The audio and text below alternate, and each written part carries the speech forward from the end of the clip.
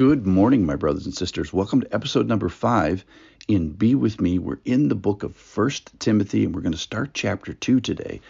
Today's title and thought is, Start Here, and then quote, God desires all people to be saved.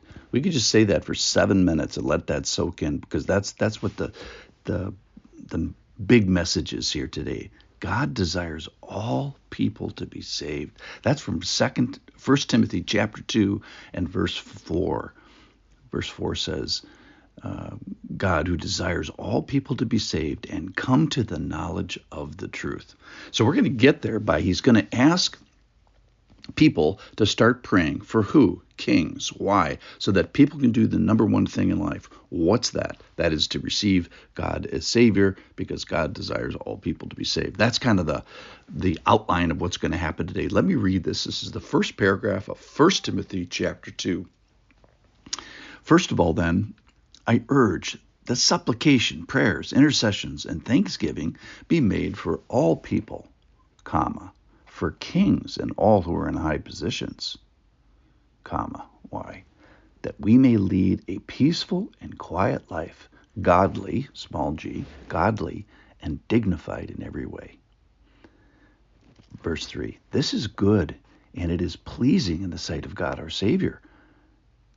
That's going to tell us something about God. Verse 4, who desires all people to be saved and to come to the knowledge of the truth, period. For there's one God and there's one mediator between God and man. The man, Jesus Christ. Verse 6, who gave himself as a ransom for all, which is the testimony giving at the proper time. For this I was appointed a preacher and apostle. I'm telling the truth, I'm not lying. A teacher of the Gentiles in faith and truth. So this all is pointing towards Jesus as the ransom and the Father as the provider in the heart, with the motivation behind it is that he desires all people to be saved. All right, so the first thing that happens in this passage is Paul is asking for prayers, that this process that we discussed here, that this process start and continue. That is, it starts with kings and those in authority, high position, and pray for them, pray for wisdom, pray for peace, so that we can live lives of peace, quiet and godly, dignified lives. Life is hard enough. We don't need a world war to complicate things. And the idea is, let the people that do government and authority, let them do their thing so that we can get to the business of life. So what's the business of life? Is it having children or success, or maybe having grandkids, or getting respect?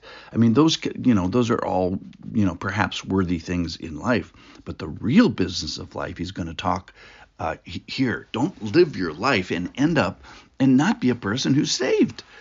Don't leave the most critical thing, on the plate.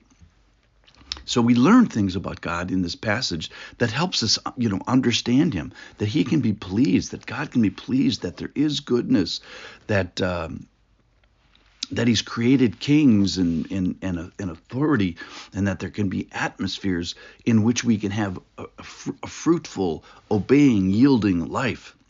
The most important thing I think that this passage describes is this characteristic, and we learned something about God today, about the goodness of God. We have a characteristic of God, that is, he desires all people to be saved. So God can be pleased, and he desires people. So it's not that he says he desires all flowers to be pretty and all diets to be tasty.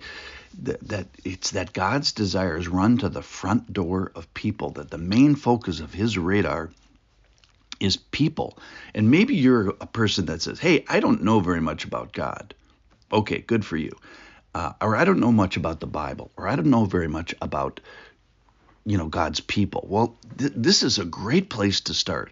This is, everything you need to know about God. It's not everything, but it's a great place to start. Where's the great place to start? Here, who desires all people to be saved. God desires all people to be saved.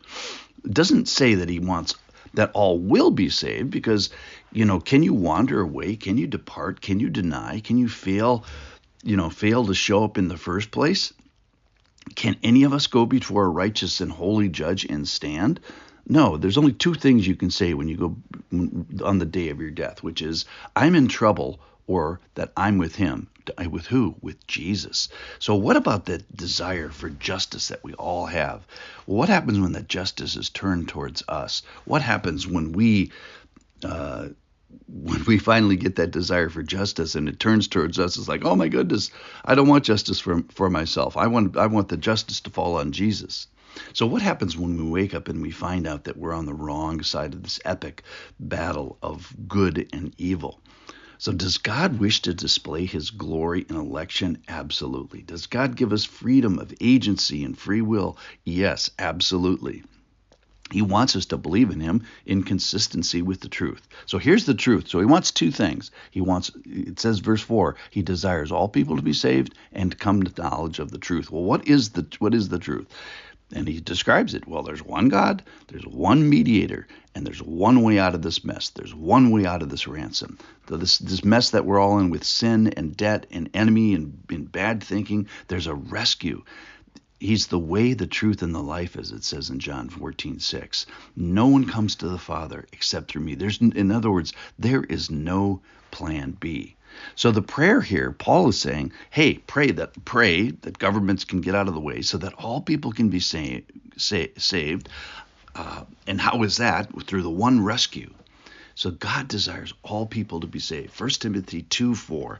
And my concluding question would be, hey, what day were you saved? Tell me about the day. Maybe today's the day where you're cut to the heart and say, no, I haven't done that. Well, then let it be today. Be ransomed and rescued. Well, how do you do that? By faith. That's the crazy thing about this is, you don't have to do anything. It's belief that God is after. You can say, I agree. I am a sinner. I am in trouble. And call on him.